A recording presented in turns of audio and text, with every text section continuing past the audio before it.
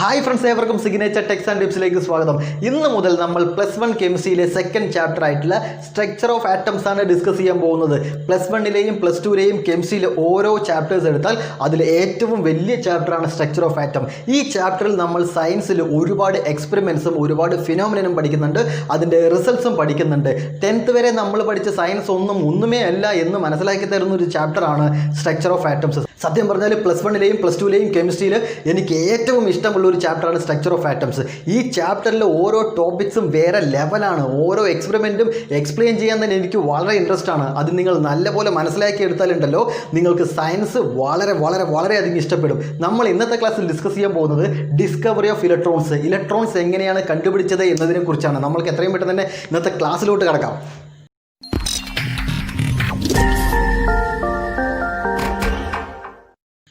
നമ്മൾക്ക് ആദ്യം sub atomic particles എന്താണെന്ന് പറഞ്ഞതിന് ശേഷം ഡിസ്കവറി ഓഫ് ഇലക്ട്രോൺസിലോട്ട് വരാം. എന്താണ് സബ് അറ്റോമിക് പാർട്ടിക്കിൾസ്?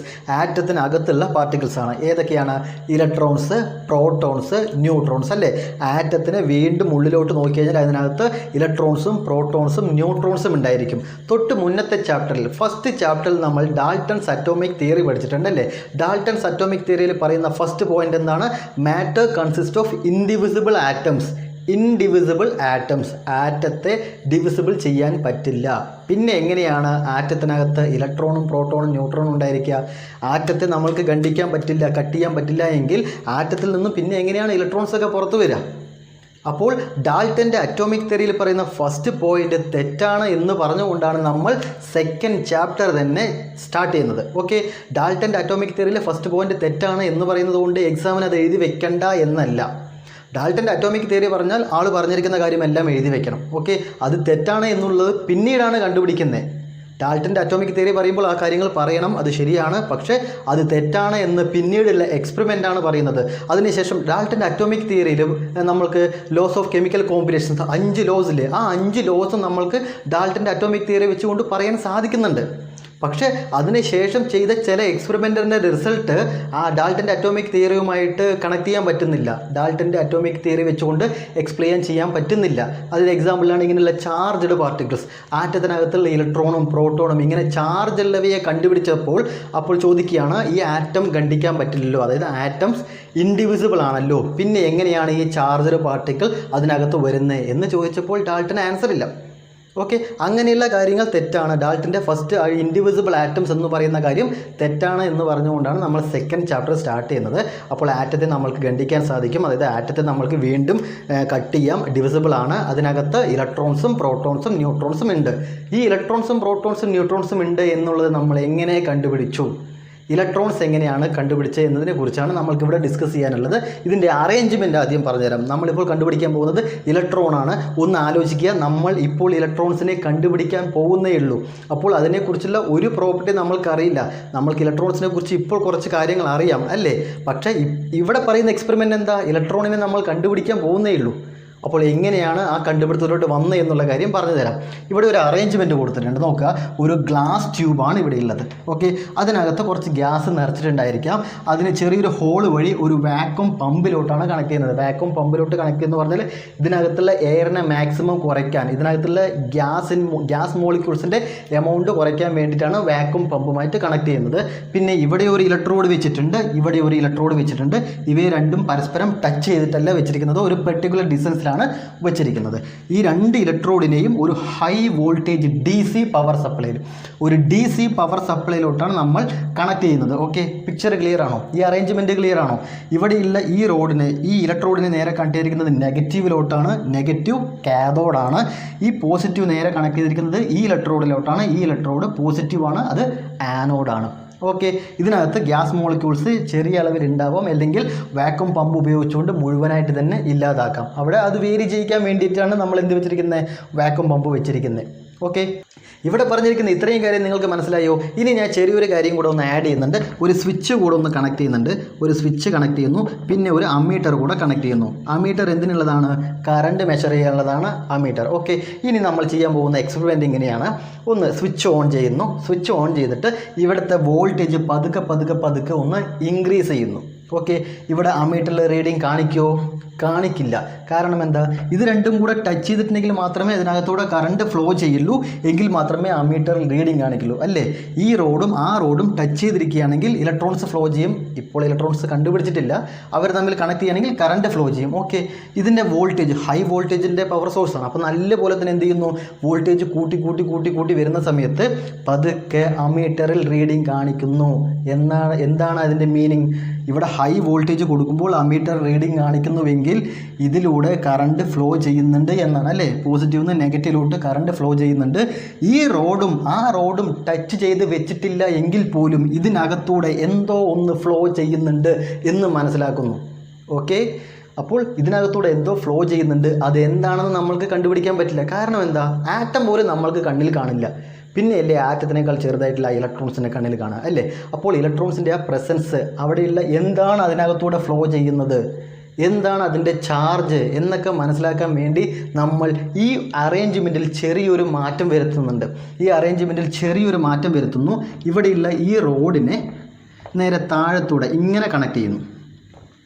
ഈ റോഡിനെ ഇങ്ങനെ കണക്ട് ചെയ്യുന്നു. ശേഷം ഈ സർഫസിൽ, ഈ ട്യൂബിൻ്റെ ഈ ഇന്നർ സർഫസിലായിട്ട് നമ്മൾ ചെറിയൊരു കോട്ടിങ് കൊടുക്കുന്നു.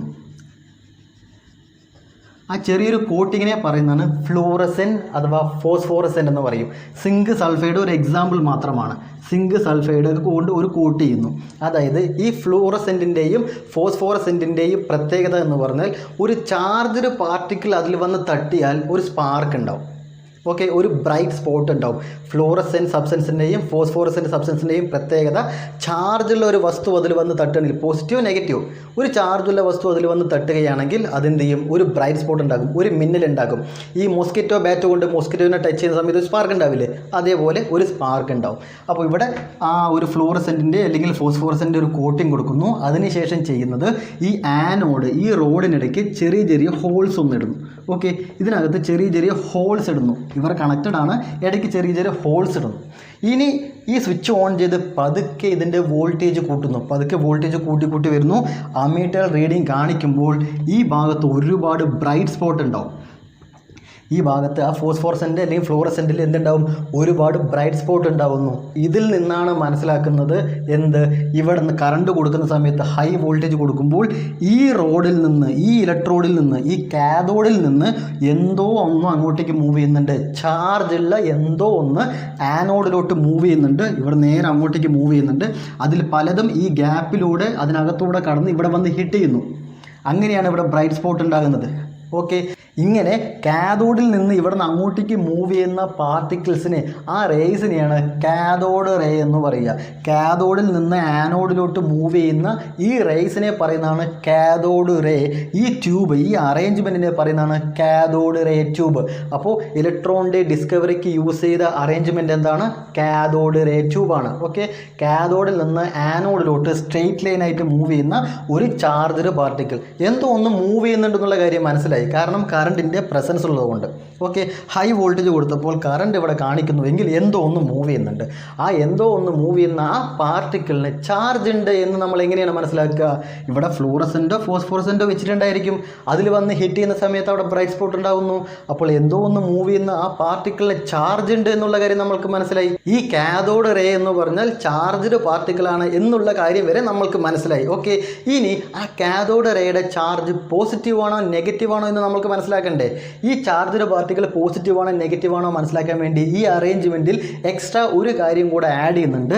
ഈ ട്യൂബിന് നേരെ മുകളിലായിട്ട് ഒരു പ്ലേറ്റ് വയ്ക്കുന്നു. പ്ലേറ്റ് എന്ന് പറഞ്ഞാൽ ഒരു മെറ്റൽ ഷീറ്റ് വെക്കുന്നു.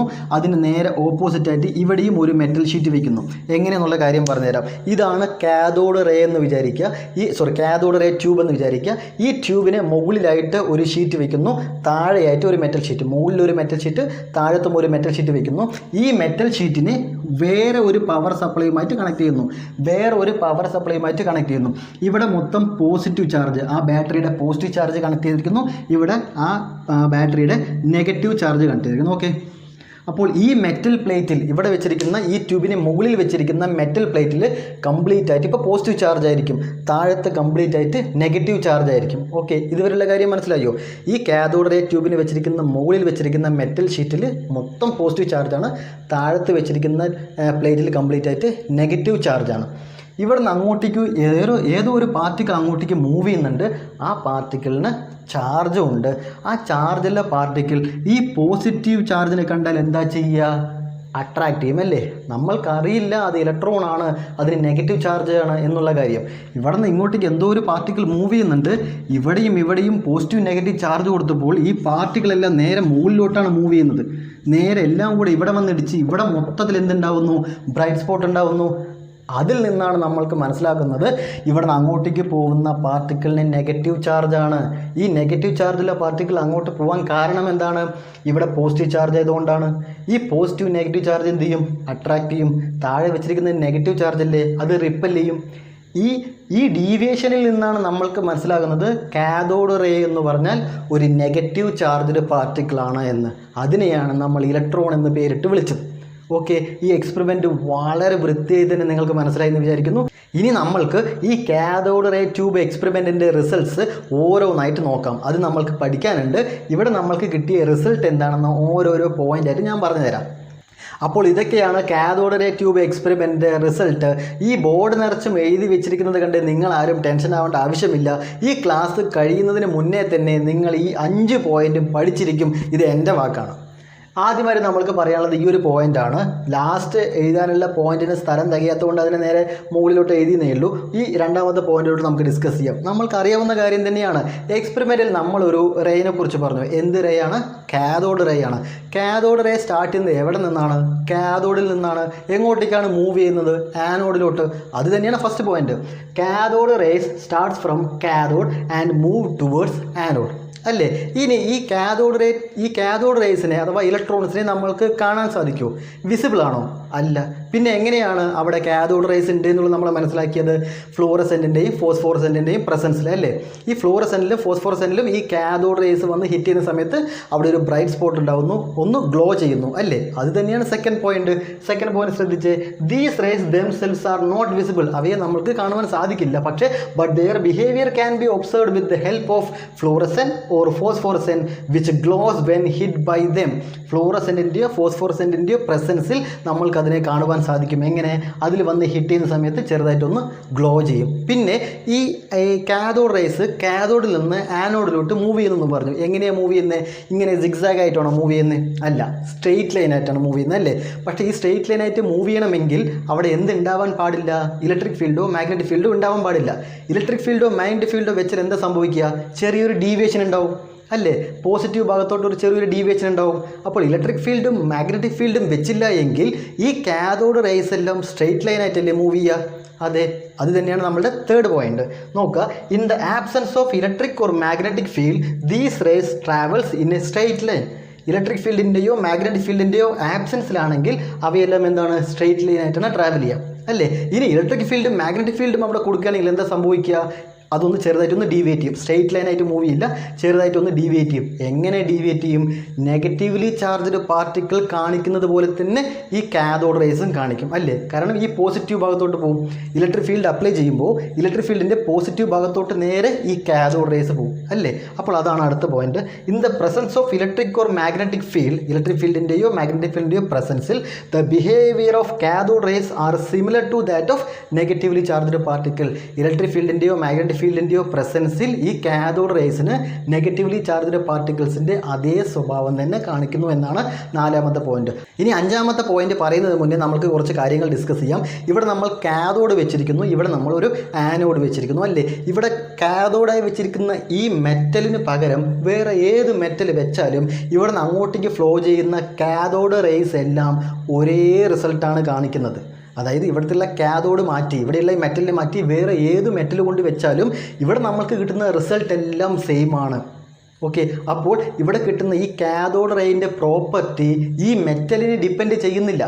ഇവിടെ ഏത് മെറ്റൽ വെച്ചാലും നമ്മൾക്ക് ഒരേ ഒബ്സർവേഷൻ തന്നെയാണ് കിട്ടുന്നത്, ഒരേ റിസൾട്ട് തന്നെയാണ് കിട്ടുന്നത്. അതുകൊണ്ട് തന്നെ ഈ കാഥോഡ് എന്ന് പറയുന്ന ഈ മെറ്റലിനെ അല്ലെങ്കിൽ ഈ മെറ്റീരിയലിനെ ഡിപ്പെൻഡ് ചെയ്യുന്നില്ല. മാത്രമല്ല ഈ ട്യൂബിനകത്ത് കുറച്ച് ഗ്യാസ് ഉണ്ടാവാം, ഉണ്ടാവാതിരിക്കാം. ആ വാക്യൂം ട്യൂബ് വെച്ച് നമ്മൾക്ക് അതിനകത്തുള്ള ഗ്യാസ് പെർട്ടിക്കുലർ അളവിൽ നമ്മൾക്ക് മെയിൻറ്റെയിൻ ചെയ്യാം. അതിനകത്ത് എന്ത് ഗ്യാസ് ആണെങ്കിലും ശരി ഈ കാഥോഡ് റേസിന് ഒരേ പ്രോപ്പർട്ടി ആയിരിക്കും. ഈ പുറത്തോട്ട് വരുന്ന ഈ കാഥോഡ് റേസ് ഒരേപോലെയുള്ള റിസൾട്ടാണ് കാണിക്കുന്നത്. അതിനർത്ഥം അതിനർത്ഥം അതിനകത്ത് ഈ കാഥോഡ് റേ ട്യൂബിനകത്ത് വെച്ചിരിക്കുന്ന ഗ്യാസിനെയും ഡിപ്പെൻഡ് ചെയ്യുന്നില്ല. മനസ്സിലാവുന്നുണ്ടോ? ഈ ഒരു പോയിന്റിൽ നിന്നാണ് ഏതൊരു ആറ്റത്തിലെയും ആ നെഗറ്റീവ്ലി ചാർജ്ഡ് പാർട്ടിക്കിൾ ഒരേ പ്രോപ്പർട്ടിയാണ്, അത് ഇലക്ട്രോണാണ് എന്ന് നമ്മൾ മനസ്സിലാക്കുന്നത്. ഇവിടെ നമ്മൾ ഏത് മെറ്റൽ വെച്ചാലും ശരി, പുറത്തോട്ട് വരുന്ന കാഥോഡ് റേസ് എല്ലാം എല്ലാവർക്കും ഒരേപോലെയാണ്. അതിനർത്ഥം എല്ലാ ആറ്റത്തിലും ഉള്ള നെഗറ്റീവ്ലി ചാർജ്ഡ് പാർട്ടിക്കിളായിട്ടുള്ള ഇലക്ട്രോൺസ് ഒരേപോലെയാണ് എന്നൊക്കെയാണ് നമ്മളതൊന്ന് മനസ്സിലാക്കുന്നത്. ആ പോയിന്റ് ഒന്ന് നമുക്ക് വായിച്ച് നോക്കാം. The characteristics of cathode rays അഥവാ electrons do not depend upon the material of the electrode. ഇവിടെ നമ്മൾ വെച്ചിരിക്കുന്ന ഇലക്ട്രോഡിനെ ഡിപ്പെൻഡ് ചെയ്യുന്നില്ല. പിന്നെ ആരെയൊക്കെ ഡിപ്പെൻഡ് ചെയ്യുന്നില്ല? And nature of gas present in the cathode ray tube. ആ കാഥോഡ് റേ ട്യൂബിൽ നിറച്ചിരിക്കുന്ന ഗ്യാസിനെയും ഡിപ്പെൻഡ് ചെയ്യുന്നില്ല. ഓക്കെ, അപ്പോൾ ഇവിടെ വെച്ചിരിക്കുന്ന ഇലക്ട്രോഡിൽ നിന്ന് പുറത്തോട്ട് പോകുന്ന കാഥോഡ് റേസ് അഥവാ ഇലക്ട്രോൺ എന്ന് പറയുന്നത് ഇവിടെ വെച്ചിരിക്കുന്ന ഇലക്ട്രോഡിൻ്റെ മെറ്റീരിയലിനെയും ഡിപ്പെൻഡ് ചെയ്യുന്നില്ല, ആ കാഥോഡ് റേ ട്യൂബിൽ നിറച്ചിരിക്കുന്ന ഗ്യാസിനെയും ഡിപ്പെൻഡ് ചെയ്യുന്നില്ല. ഓക്കെ, ഇപ്പോൾ പറഞ്ഞ ഈ 5 പോയിന്റ് ഞാൻ ഒരിക്കൽ കൂടെ പറയുന്നുണ്ട്. എന്നോടൊപ്പം നിങ്ങൾക്കും പറയാൻ സാധിക്കുന്നുണ്ടോ എന്നുള്ള കാര്യം നോക്കുക. ഈ കാഥോഡ് റേസ് എന്ന് പറഞ്ഞാൽ കാഥോഡിൽ നിന്ന് സ്റ്റാർട്ട് ചെയ്യുന്നു, ആനോഡിലോട്ട് മൂവ് ചെയ്യുന്നു. സെക്കൻഡ് പോയിന്റ് പറയുന്ന കാര്യം എന്താണ്? ഈ കാഥോഡ് റേസ് വിസിബിൾ അല്ല, പക്ഷേ അതിൻ്റെ ബിഹേവിയർ നമ്മൾക്ക് ഒബ്സർവ് ചെയ്യാൻ സാധിക്കും. എങ്ങനെ? അവിടെ ഫ്ലൂറസെൻറ്റിൻ്റെയോ ഫോസ്ഫോറസെൻറ്റിൻ്റെയോ പ്രസൻസിൽ ഈ കാഥോഡ് റേസ് ഫ്ലൂറസെൻറ്റിലോ ഫോസ്ഫോറസെൻറ്റിലോ വന്ന് ഹിറ്റ് ചെയ്യുന്ന സമയത്ത് അത് ചെറുതായിട്ടൊന്ന് ഗ്ലോ ചെയ്യുന്നു, ഒരു ബ്രൈറ്റ് സ്പോട്ട് ഉണ്ടാകുന്നു. അത് തന്നെയാണ് ഈ പഴയ ടി വികളിലേക്ക് ഉണ്ടായിരിക്കുക. ഇപ്പോൾ നമ്മളുടെ വീട്ടിലുള്ളതെല്ലാം LED ഡിസ്പ്ലേ ആയിരിക്കും, ചെറിയ തിന്നായിട്ടുള്ള ഡിസ്പ്ലേ ആയിരിക്കും. പക്ഷേ പഴയ ഒരു ടി വി ഉണ്ട്, ബാക്കിൽ കുറച്ചുകൂടെ ബോഡി ഇങ്ങനെ തള്ളി നിൽക്കുന്നത്. ഇതാണ് ടി വിയുടെ ഡിസ്പ്ലേ എങ്കിൽ ഈ ബോഡി കുറച്ചുകൂടി ഇങ്ങനെ തള്ളി നിൽക്കുന്നുണ്ടായിരിക്കും. ഇതിനകത്ത് വെച്ചിരിക്കുന്ന ഈ കാഥോഡ് റേസ് നല്ലപോലെ ഇതൊന്ന് ഇജക്ട് ചെയ്യും. ഇവിടെ വെച്ചിരിക്കുന്ന സ്ക്രീനില്ലേ, ഈ സ്ക്രീനിലാണ് ഫ്ലൂറസെൻറ്റും ഫോസ്ഫോറസെൻറ്റും കോട്ടിംഗ് ഉണ്ടായിരിക്കുക. ഈ സ്ക്രീനിൽ വന്ന് ഈ ചാർജ്ഡ് പാർട്ടിക്കിൾ പെർട്ടിക്കുലർ ഫ്രീക്വൻസിയിൽ വന്ന് ഹിറ്റ് ചെയ്യുന്ന സമയത്ത് ഈ ഓരോ ഭാഗത്തും ഓരോ ബ്രൈറ്റ് സ്പോട്ട് ഉണ്ടാകും. അത് വരുന്ന ഇലക്ട്രോണിൻ്റെ എനർജി അഥവാ ഫ്രീക്വൻസിക്ക് അനുസരിച്ച് ഓരോ കളറായിരിക്കും ഉണ്ടായിരിക്കുക. അങ്ങനെയാണ് പഴയ ടി വിക്ക് കേടുവന്നാൽ ചിലപ്പോൾ പിക്ചർ ട്യൂബ് പോയെന്ന് പറയും. ഈ കാഥോഡ് റേസിനെ ഇജക്റ്റ് ചെയ്യുന്ന ആ ഒരു ഭാഗമാണ് കേടുവന്നിരിക്കുന്നത്. ഈ പഴയ ഈ ഒരു ടി വിയുടെ ഏതെങ്കിലും ഒരു സൈഡ് ഒരു സ്പീക്കർ കൊണ്ട് വെച്ചാൽ ഒരു 2 ആഴ്ചയോ 3 ആഴ്ച അല്ലെങ്കിൽ 1 മാസം കഴിഞ്ഞാൽ ആ സ്പീക്കർ വയ്ക്കുന്ന സ്ഥാനത്ത് ചെറുതായിട്ട് ഒരു ബ്ലർ ഉണ്ടായിരിക്കും. അതായത് ആ കളറൊന്ന് പോയിട്ട് ഒരു മഴവിൽ കളറോ വേറെ എന്തെങ്കിലുമൊക്കെ വരും. ആ ഭാഗത്ത് നമ്മൾക്ക് ഫിലിം കാണാൻ സാധിക്കില്ല, ടി വിയിൽ പിക്ചർ നമ്മൾക്ക് കാണാൻ സാധിക്കില്ല. അത്രയും ഭാഗം കേടുവന്നു എന്ന് വിചാരിക്കും. അതിന് കാരണം ഇവിടെ നിന്നും ഇജക്റ്റ് ചെയ്യുന്ന ഇലക്ട്രോൺസ് ഉണ്ടല്ലോ, ഇവിടെ വെച്ചിരിക്കുന്ന സ്പീക്കറിലെ മാഗ്നറ്റിക് ഫീൽഡ് കാരണം ഡിഫ്ലക്റ്റ് ചെയ്യാണ്. അപ്പോൾ ഈ ടി വിക്കടുത്ത് ഈ സ്പീക്കർ വെച്ചാൽ ആ സ്പീക്കറിനടുത്തുള്ള അത്രയും പോർഷനിൽ ഈ കാഥോഡ് റേസ് അഥവാ ഇലക്ട്രോൺസ് വന്ന് ഹിറ്റ് ചെയ്യില്ല. അത്രയും ഭാഗത്ത് നമുക്ക് പിക്ചർ കാണാൻ സാധിക്കില്ല. അത് ഒരു ദിവസം 2 ദിവസം വെച്ചാൽ നടക്കുന്നതല്ല, 1 മാസം 2 മാസത്തോളം വെച്ചാൽ ഇത് ഡീവീറ്റ് ചെയ്ത് പോയി ആ ഭാഗത്ത് ഒരു പിക്ചറും കാണാതെയാവും. ഇനി നമുക്ക് 3ാമത്തെ പോയിന്റിലോട്ട് കിടക്കാം. ഇലക്ട്രിക് ഫീൽഡിൻ്റെയോ മാഗ്നറ്റിക് ഫീൽഡിൻ്റെയോ ആബ്സെൻസിലാണെങ്കിൽ ഈ കാഥോഡ് റേസ് സ്ട്രെയിറ്റ് ലൈൻ ആയിട്ടാണ് മൂവ് ചെയ്യുക. ഇലക്ട്രിക് ഫീൽഡിൻ്റെയോ മാഗ്നറ്റിക് ഫീൽഡിൻ്റെയോ പ്രസൻസിലാണെങ്കിൽ ഈ കാഥോഡ് റേസ് എല്ലാം നെഗറ്റീവ്ലി ചാർജ്ഡ് പാർട്ടിക്കിൾ പോലെയാണ് ബിഹേവ് ചെയ്യുക. ഇനി ലാസ്റ്റ് പോയിന്റ് വളരെ ഇമ്പോർട്ടൻ്റ് ആയിട്ടുള്ളൊരു പോയിന്റ് തന്നെയാണ്. എന്താണ്? ഇവിടെ നിന്ന് അങ്ങോട്ടേക്ക് മൂവ് ചെയ്യുന്ന കാഥോഡ് റേസ് അഥവാ ഇലക്ട്രോൺസ് എന്ന് പറയുന്നത് ഇവിടെ വെച്ചിരിക്കുന്ന മെറ്റീരിയലിനെയോ അതിനകത്ത് വെച്ചിരിക്കുന്ന ഗ്യാസിനെയോ ഡിപ്പെൻഡ് ചെയ്യുന്നില്ല. അതിനർത്ഥം ഇവിടെ ഏത് മെറ്റൽ വെച്ചാലും പുറത്തോട്ട് വരുന്നത് എല്ലാം ഒരേ പാർട്ടിക്കിളാണ്, ഒരേ കാഥോഡ് റേസ് ആണ് അഥവാ ഒരേ ഇലക്ട്രോൺ ആണ്. ഏത് മെറ്റലാണെങ്കിലും ശരി അതിൻ്റെ എല്ലാം ഇലക്ട്രോൺസ് ഒരേ പ്രോപ്പർട്ടി കാണിക്കുന്നു എന്നാണ്. ഇവിടെ പറഞ്ഞിരിക്കുന്ന ഈ കാഥോഡ് റേയിന് നേരെ ഓപ്പോസിറ്റ് ഉള്ളതാണ് കനാൽ റേ എന്ന് പറയുന്നത്. കാഥോഡിൽ നിന്ന് ആനോഡിലോട്ട് പോകുന്നത് നെഗറ്റീവ്ലി ചാർജ്ഡ് ആയിട്ടുള്ള ഇലക്ട്രോൺ ആണെങ്കിൽ ആനോഡിൽ നിന്ന് കാഥോഡിലോട്ട് വരുന്ന ആനോഡ് റേസ് ഇല്ലേ, അത് പോസിറ്റീവ് ചാർജ് ആയിരിക്കും. അതിനെയാണ് കനാൽ റേസ് എന്ന് പറയുന്നത്. CANAL canal rays. ഇതൊന്ന് നോട്ട് ചെയ്ത് വെക്കുക. കനാൽ റേസ് കാഥോഡ് റേയുടെ നേരെ ഓപ്പോസിറ്റാണ് ഈ കനാൽ റേസ്. ഈ കനാൽ റേസിൻ്റെ ചാർജ് പോസിറ്റീവ് ചാർജാണ്. അതിനെയാണ് നമ്മൾ പ്രോട്ടോൺ എന്ന് വിളിക്കുന്നത്. ഓക്കെ, ഇന്നത്തെ ക്ലാസ്സിൽ ഞാൻ പറഞ്ഞ ഇത്രയും ടോപ്പിക്സ് വളരെ സ്പീഡ് കൂടുതലാണ് എന്ന് നിങ്ങൾക്ക് തോന്നുകയാണെങ്കിൽ ആ പ്ലേ ചെയ്യുന്ന സമയത്ത് ഏറ്റവും ടോപ്പിലായിട്ട് പ്ലേ ബാക്ക് സ്പീഡ് എന്നുണ്ടായിരിക്കും. ആ play back speed into 0.75 set ചെയ്താൽ മതി. സ്പീഡ് ഒന്ന് കുറയും. അപ്പോൾ ഞാൻ പറയുന്നത് കുറച്ചുകൂടെ പതുക്കെ ആയിട്ട് നിങ്ങൾക്ക് കാണുവാൻ സാധിക്കും. ഓക്കെ, അപ്പോൾ ഇന്നത്തെ ക്ലാസ് നിങ്ങൾക്ക് ഇഷ്ടപ്പെടുകയാണെങ്കിൽ തീർച്ചയായും ഒന്ന് ലൈക്ക് ചെയ്യണം. ക്ലാസ്സിനെ കുറിച്ചുള്ള അഭിപ്രായം താഴത്തെ കമൻറ്റ് ബോക്സിൽ രേഖപ്പെടുത്തണം. സബ്സ്ക്രൈബ് ചെയ്യാതെയാണ് നിങ്ങൾ എൻ്റെ ക്ലാസ് കണ്ടുകൊണ്ടിരിക്കുന്നതെങ്കിൽ സബ്സ്ക്രൈബ് ചെയ്ത് ചാനലൊന്ന് സപ്പോർട്ട് ചെയ്യണം. നിങ്ങളുടെ ലൈക്ക് ലൈക്സും കമൻസുമാണ് എന്നെ നല്ല രീതിയിൽ ക്ലാസ് എടുക്കാൻ പ്രേരിപ്പിക്കുന്നത്. നിങ്ങളൊന്ന് ഡൗൺ ആയാൽ ഞാനും ഒന്ന് ഡൗൺ ആകും, ഇൻട്രസ്റ്റ് ഒന്ന് കുറഞ്ഞു പോകും. ഓക്കെ, അപ്പോൾ നിങ്ങൾ നല്ല രീതിക്ക് എന്നെ ഒന്ന് സപ്പോർട്ട് ചെയ്യാം. ശരിക്കും നിങ്ങളുടെ കമൻറ്റിൽ നിന്ന് ഞാൻ വായിക്കുമ്പോഴുണ്ടാകുന്ന സന്തോഷം മാത്രമേ എനിക്കൊരു ബെനിഫിറ്റ് ആയിട്ടുള്ളൂ, വേറെ ഒന്നും തന്നെ എനിക്കിതൊന്നും കിട്ടുന്നില്ല. അപ്പോൾ നിങ്ങൾ പിശുക്ക് കാണിക്കരുത്. എല്ലാവരും ലൈക്ക് ചെയ്യുക, കമൻറ്റ് ചെയ്യുക, സബ്സ്ക്രൈബ് ചെയ്തില്ലെങ്കിൽ സബ്സ്ക്രൈബ് ചെയ്യുക, കൂട്ടുകാർക്ക് ഒന്ന് ഷെയർ ചെയ്യുക. കിഡിലൻ ടോപ്പിക്കുമായിട്ട് നമുക്ക് അടുത്ത ക്ലാസ്സിൽ കാണാം.